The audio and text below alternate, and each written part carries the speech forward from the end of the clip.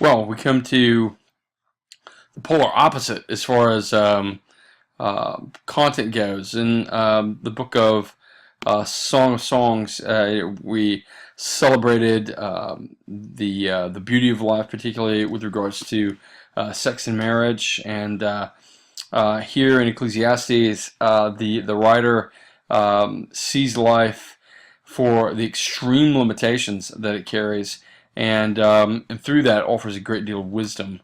The background is the book of Ecclesiastes is a Latin translation. The actual name for the book is Kohelet, and Kohelet is the main figure, the preacher, teacher in the book.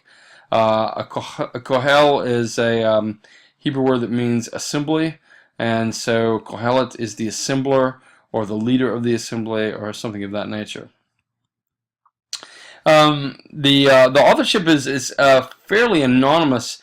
Most people tie it to Solomon by virtue of the fact that this guy, this writer, at least there seems to be two writers in the book, really. One that opens and closes the book, and he seems to reference himself as a king in Jerusalem, a son of David. However, it sounds like that it's someone later than Solomon because he references himself as being wiser than all the kings before me, which would be one king if we were just talking about the Davidic dynasty, or two if we were going to include Saul, which is kind of a strange way to say all the kings that were before me, instead of saying my father and his predecessor, just my father. So it seems like that even though it has the itch of Solomon there, that perhaps it's not completely wise to scratch it with that idea. Some of the reflections in Ecclesiastes seem to reflect Solomon's failure, but if you go back to the book of the Deuteronomistic history, and you see Solomon's demise in First Kings and the transfer of leadership, he really isn't this guy that's come back and he's completely reformed and wise. And looking back on his life now, he even though the chronicler does allow him to die with some sense of repentance, there does seem to be a tendency to see Solomon as starting out really well and not ending as well. The outline of the book is you've got multiple catalogs of vanities here. The first one extends to chapter 1, verse 4, all the way to chapter 2, verse 26. And the vanity here is not that things are evil. Vanity here is that things are limited. Things are really temporal.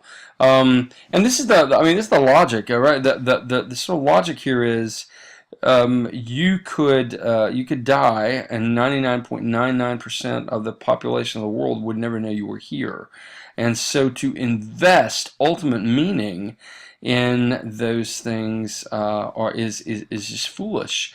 But that's what this guy talks about doing. He tries to see the wisdom, for example, in the beginning of chapter 2, in pleasures and possessions and accomplishment, and even in wisdom and work and labor. It goes on through chapters 3 and 4, again a reference to living itself, and labor and wisdom. The idea is that under the sun, that life is filled with injustice and greed, and it's filled with foolishness. When you die, someone else will just simply come and take all the things that you worked hard for and waste it, squander it. And the heart of the problem seems to be, in chapter 7, verse 25 through 29, seems to be sin. It doesn't seem to be anything that is, you should say, a surface level problem. This seems to be a fairly significant, a fairly deep issue. Also, as it continues from chapter 8 all the way down to chapter 12, verse 7, you begin to see an emphasis also, though, in joy, that underneath the sun there's not just simply greed and foolishness and death and vanity, but there's also a sense of the importance of fearing God, finding joy in circumstances, and then there's several of these aspects of Ecclesiastes that don't seem to be as organized. And they seem to be that these topics just pop up almost as if the teacher is moving from one category of talking maybe about a popular idea, the idea of fearing God, the idea of limitation of human knowledge rather than the unpredictability of life and the certainty of death, the issue of joy in circumstances. All these things seem to pop up just in seemingly random, but they are just simply categories of things being talked about. I don't think that there's an attempt at a narrative as much as there's an attempt at simply stringing together serious issues that still confront us today, with the importance of fearing God, the curiosity to what there might be, the perception of the world if in fact one does see God in this way, the limitation of human knowledge, even though we seem to be in a limitless phase. It feels like with the advance of technology. Understanding that people, even the best of us, Steve Jobs, for example, maybe the most brilliant guy in a lot of part of the 20th century and first part of the 21st century, though, seems to have an extraordinary limitation. Everybody dies. All people under the sun pass away. So what's the answer to this? Is the answer to the significant temporality of life? Is it to simply give up hope? Is it to just give in and cave in to cynicism, to the greed and injustice of the world? And the initial writer comes back in chapter 12, verse 8 through 14, and says, no, actually the answer is fearing God and obeying God. The answer is seeing God for who He actually is and responding with a life that is shaped Godward, if you will. The fact of the matter is all of these things are going to be aspects of life. All these things are going to be part of life. Unpredictability. I mean, I'm quite confident many of you could probably speak to that from experience. All these things, however, are governed, though, by God who is sovereign. All these things oftentimes are generated by either our or someone else's sin or just the brokenness of the world on this side of Genesis 3. And so the practical wisdom that emerges is seeing life in the context of the God of Israel. The several major themes. One of them is vanity. It's the English word is used about 38 times in the book. It's Hebrew word is hevel. It's probably connected to Abel's name back in Genesis. It literally means vapor and conjures up the pictures of something fleeting, like a mist, for example, or fog lifting off the ground. It indicates that the present form of the world is passing away.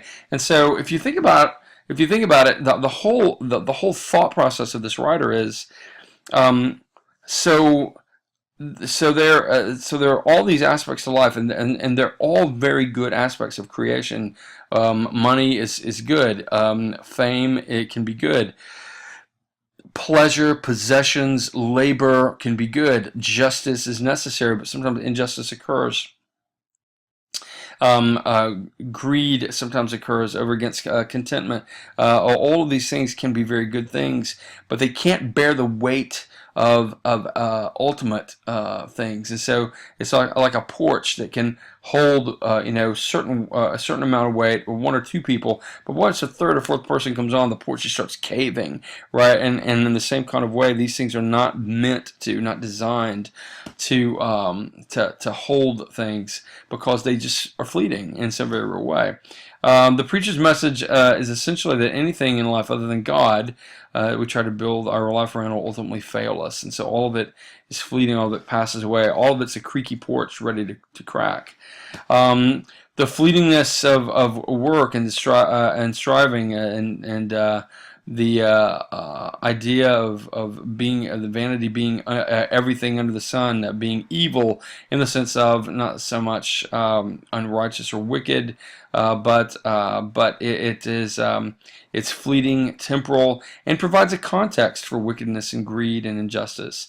Both of these show the fleeting of life and foolishness of finding meaning in anything temporary. Again, the the idea here is ultimate thing. So there's nothing at all wrong with having money, and there's nothing at all wrong with being ambitious and pursuing jobs, security, success. All those things are very good things, and you should. And I pursue those things as well, and I think that there's good biblical wisdom in pursuing those things.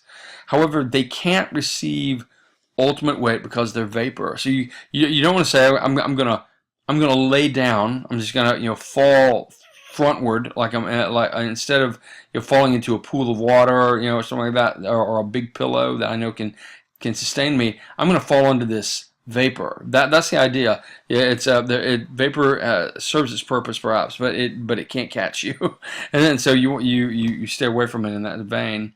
Ecclesiastes then it brings the end of the matter here is that assessing God as who he actually and rightly is. God then is pitched over against vapor. So all these temporal things are things that God has created, and those things also point back to God, goodness, pleasure, possessions, money, ambition, the enjoyment of a wife, or the enjoyment of a spouse, good food, good drink, a good dance. All these things point back to the beauty of God, the goodness of God, the multifaceted wisdom of God, and they highlight his ability to sustain weight. And that's why fearing God, assessing God as he actually is the perfect sort of foil for vapor. While vapor can't hold you, this God can. We'll take a break and come right back to Lamentations.